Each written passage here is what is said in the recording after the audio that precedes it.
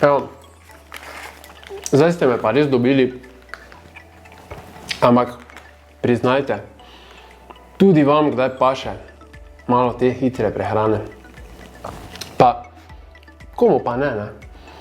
Vsi imamo radi to hrano, oziroma vsem nam paše ta hrana občasno, ampak zakaj je ta hrana tako zavajajoče dobra in nas vleče, da je pojemo še in še in še in še? Poglejmo, se pravi, tu gori imamo kruh, ki je v bistvu sladek kruh. Noter imamo meso, ja, ki smo videli na kakih testih, ko so jih naredili, da je obstojno, da ima različne ojačevalce okusa. In to nas potem vleče, da bi jedli še in še krompirček. Ja, gledajte, krompirček, sem prebral, da je to dejansko neka kaša, ki sploh ni krompirček, ampak je predelan krompir z dodanimi raznimi. Če pustite to en čas na ne vem kako dolgo na mestu, sploh ne bo splesnilo kot navaden krompir. Skratka, en kup nekih dodatkov, ki nas vabijo k skušnjavi. Ampak mi se moramo znati zadržati. Ste vi že kdaj naredili doma hamburger? Pa ste kdaj naredili doma pommes frites? Sigurno ste. No, jaz sem. In vem, da je razlika. Tisto ima v bistvu drugi okus in sigurno te ne vleče tak, da bi ga neomenih količinah še pojedel. Ena taka zanimivost, kaj sem jaz zadnjič slučajno ugotovil.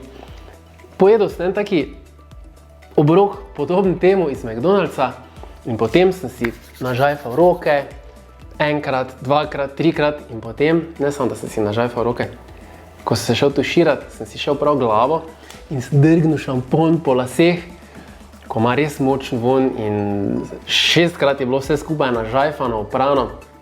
In kaj se je zgodilo potem? Po vsem tem sem se jaz sedel na kavč in sem nekaj tak dajal roke okrog obraza in sem zavohal na mojih prstih še vedno tisti von McDonald'sa. Si lahko to mislite? In to je tisto, kar nas premami. Kako izgleda ponavadi to, da mi smo lačni, gremo po cesti ali se peljemo in vidimo en plakat s to hitro prehrano, zavijemo in pridemo do tja, kjer naročimo.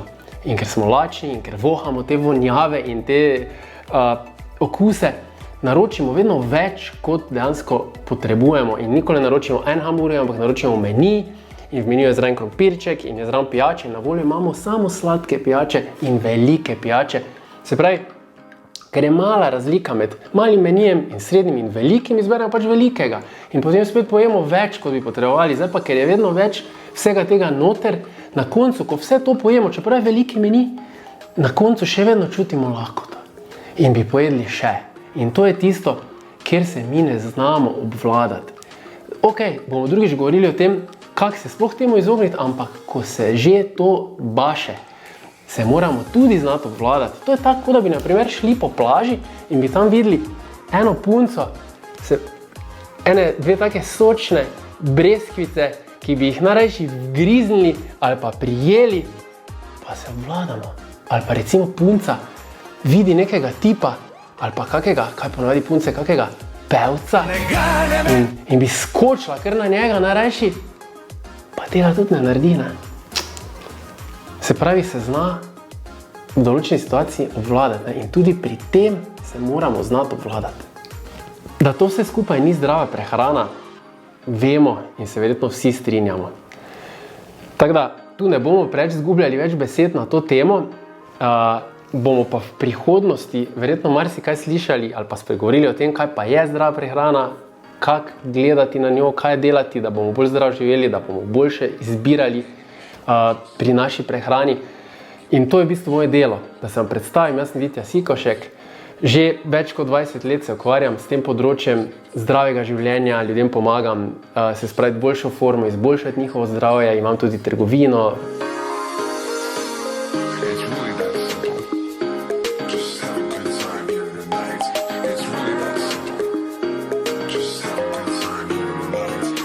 Fizično trgovino, spletno trgovino s prehranskimi dopolnili. Lahko me spremljate tukaj na YouTubeu, lahko me spremljate na Facebooku, lahko me spremljate na Instagramu. V bistvu bom zelo vesel, če me boste spremljali, saj bom v bistvu zdaj vsaki teden objavil kak video, ki bo zelo zanimiv in poučen.